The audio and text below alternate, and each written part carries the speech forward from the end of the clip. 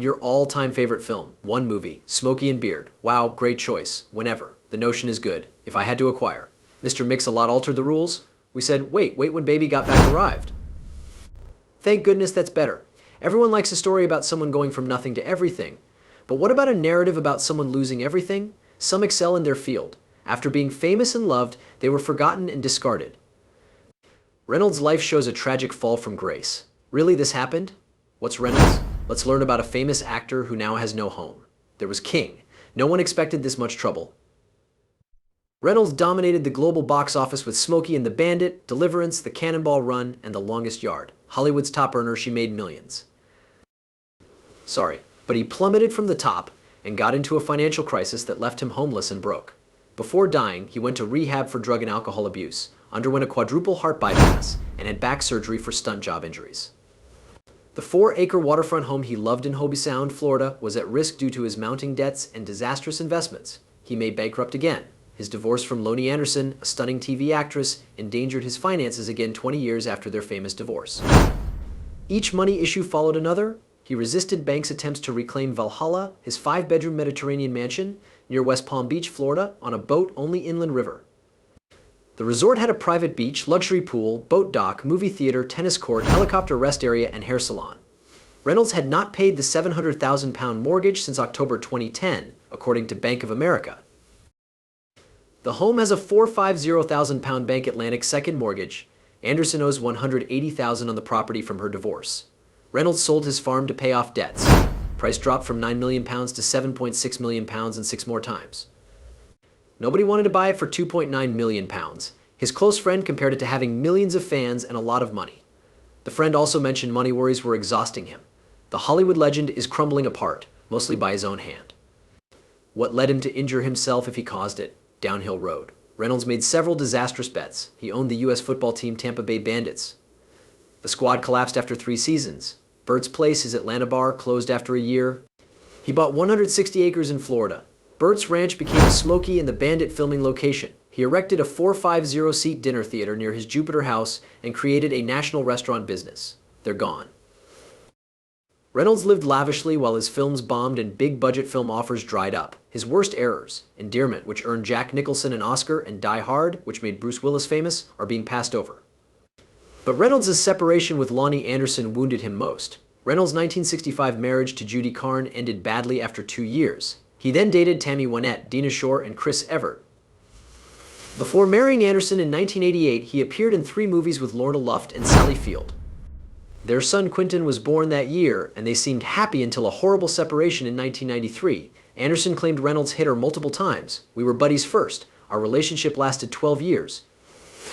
The boy is fantastic, let everything else happen, and was dating Florida bartender Pam Seals. She constantly blamed drugs for physical abuse. Anderson reported bruises on her body but not her face because he avoided it. Reynolds stated he couldn't comment on the abuse allegations because he was in pain and on Valium for anxiety.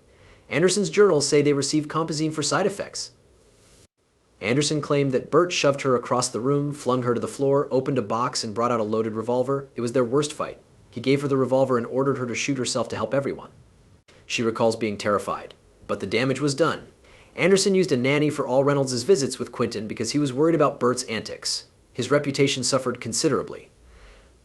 Reynolds' difficult upbringing as the son of a stern Florida police chief made him short-tempered, according to friends. He remembers feeling his dad's belt beat when struck. Reynolds struggled before divorcing Anderson. His jaw was broken by a wrought iron chair in 1984 while filming City Heat with Clint Eastwood. The hit also injured his inner ear. To manage the pain and nausea, he took 50 medications, including morphine daily.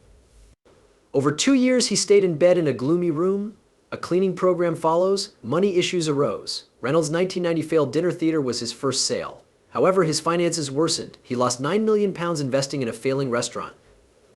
In 1996, he declared bankruptcy due to £6 million in debt. Creditors included banks, his former hairdresser and ticket agent. He might have sold his ranch since a judge ordered it. His ex-wife sometimes alleges that Reynolds didn't always pay the court-ordered £9,000 a month in child support while he was in difficulty. The mansion was worth £2.7 million. After 2 poor films, Reynolds' career took off when he played a villainous movie mogul in Boogie Nights in 1997. After that, he made many indie films and never became as famous. His romantic life improved little.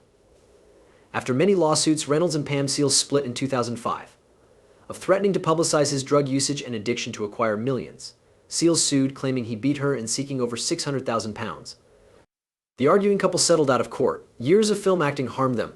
Reynolds used medications again for back pain. After back surgery in 2009, he entered drug recovery. He was in hell, according to actor-manager Eric Kritzer. Prescription medicines imprisoned him. His triple heart bypass occurred in 2010. His fear of death from the illness hospitalized him the following year. Reynolds has appeared frail and skinny recently. Despite her few lines, people suspected she had plastic surgery. Reynolds said he was as astonished as everyone else when his house could be foreclosed. He thought his work and life couldn't get better. He will continue as usual. Still, he kept his head up and continued. Before his money issues, what was Burt Reynolds' life like? He spent time how? His name Burt Reynolds. Burton Milo Reynolds, S.R., and Harriet Burnett had Burton Leon Reynolds, Jr. on February 11, 1936. Reynolds claimed to be from Waycross, Georgia. Throughout his career, he claimed to be from Lansing, Michigan in 2015. He claimed in his book that his family lived in Lansing when his father was drafted into the Army. At Fort Leonard Wood, Missouri, Reynolds' father met his mother, sister, and him. 2 years were spent there.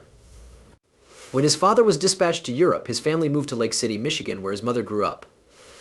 After his family moved to Riviera Beach, Florida in 1946, Reynolds made lifelong friends with Dick Hauser. Reynolds' father became Riviera Beach's police chief on West Palm Beach's northern edge. Buddy was his Riviera Beach name. Reynolds was first-team All-State and All-Southern as a Palm Beach High School fullback in 10th grade. He received multiple college offers.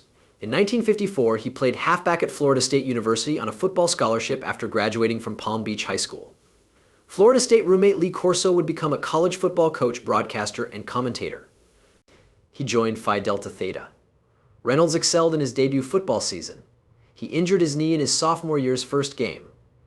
A bad vehicle incident later that year destroyed his spleen and injured his other knee. He didn't return to college for over 2 years.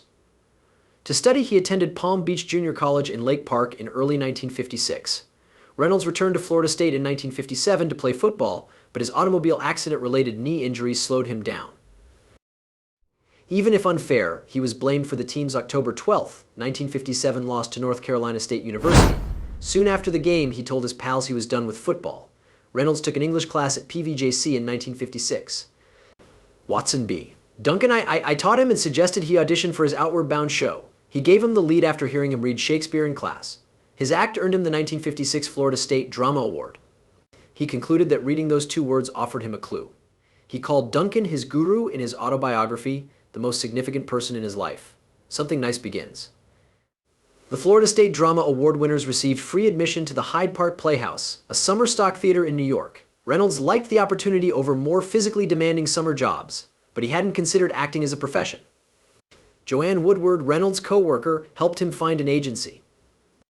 Woodward later admitted to never seeing Reynolds act. He knew him as a sweet, bashful youngster. His kindness made it impossible not to help him. New York City's neighborhood playhouse cast him in Tea and Sympathy. He received positive reviews for Look We've Come Through, his Broadway debut. She drove the bus for the group tour. Reynolds returned from tour to take acting workshops with Frank Gifford, Carol Lawrence, Red Buttons, and John Murray in New York. After 2 years as an actress, he took his first acting class, he added. Reynolds briefly considered returning to Florida after a horrible improvisation in acting class, but he soon received a role in Mr. Roberts with Charlton Heston. After the play, director John Forsythe set up Reynolds and Joshua Logan for a movie audition. Sayonara was the film. Reynolds was passed over because he resembled Marlon Brando. Logan suggested Reynolds travel to Hollywood. Reynolds didn't feel powerful enough. Reynolds auditioned when studio director Lou Wasserman noticed how he influenced his office secretaries, according to another report.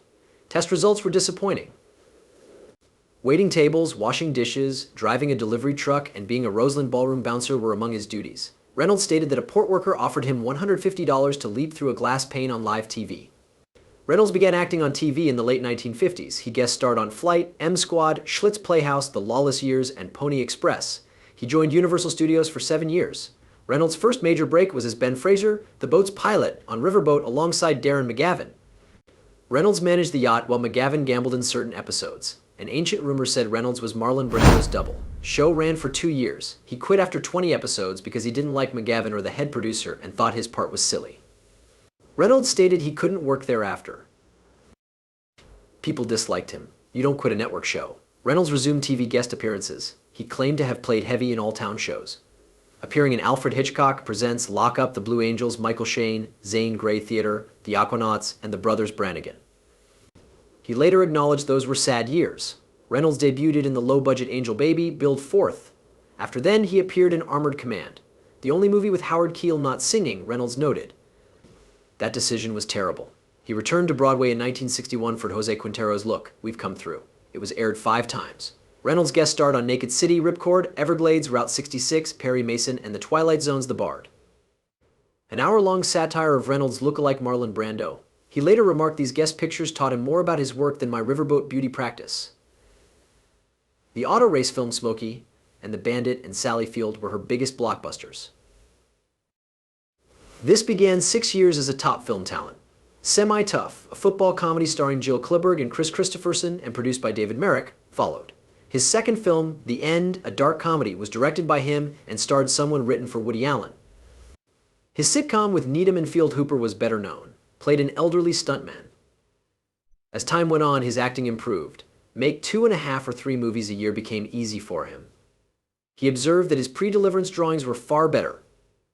People don't like him making similar movies. He declined Alan Alda's California Suite role because it was too little. Reynolds preferred leading to nothing. He wants to do nothing else. Second best feeling ever. He also said David Merrick offered to make 2 movies Reynolds could direct without appearing. Starting over was Reynolds' experimental love comedy. Candice Bergen and Clayburgh will perform again. James L. Brooks wrote and produced the film. Merrick's rough cut included a jewel thief. Merrick sacked and rehired director Don Siegel during filming. Reynolds' Needham automobile film Smokey and The Bandit 2 and The Cannonball Run were hits. Paternity by David Steinberg starred him. Directed Sharky's Machine. Reynolds wanted to do another musical, so he joined the Best Little Whorehouse in Texas. The box office was strong, like Best Friends with Goldie Hawn. Reynolds was named the U.S.'s most renowned actor for the 5th time in 1982. He said this work was the only thing he liked, and he assumed his audience knew. That audience's identity was unknown to him. He suspected there were photographs, but his mother never looked. However, they always fascinated people. He assumed it was because they know he works hard. Whether good or horrible, that picture would feature him. They desire that. Neither does he seem to desire to be Hamlet. Finding the best Burt Reynolds was his main goal. James L. Brooks wrote Pilot, Garrett Breedlove, and the end of an icon with Reynolds in mind.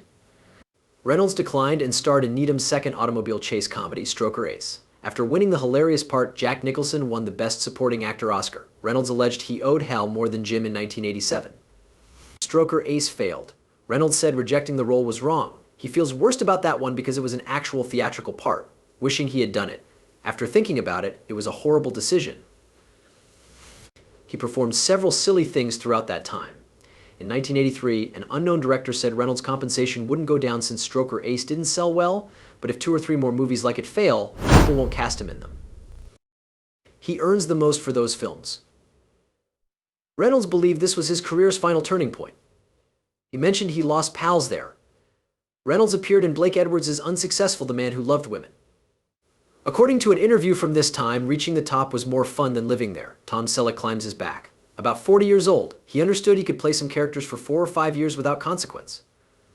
Thus, he shifted into producing and directing. He didn't want to stumble about town singing Gabby Hayes tunes in a few years. Needham's Cannonball Run 2 made less than the first. City Heat, starring Reynolds and Clint Eastwood, disappointed critics and audiences. Reynolds was severely injured on set when a real chair hit him in the jaw instead of a fake. Long-term weight loss and severe pain plagued him, which led to years of AIDS rumors. Reynolds directed Stick, based on an Elmore Leonard book, but movie bombed at the box office and with reviewers. He later revealed he did Heat and Malone because many feared he had AIDS. Must go somewhere and be seen. Reynolds died of heart failure at Jupiter Hospital on September 6, 2018. Aged 82. A North Palm Beach funeral home held Reynolds' private funeral on September 20th. His ex-wife Lonnie Anderson and son Quentin attended. Your thoughts on Burt Reynolds' life and work? Comment what you think. Please share, like, and follow for more. Also click the next video. You'll enjoy.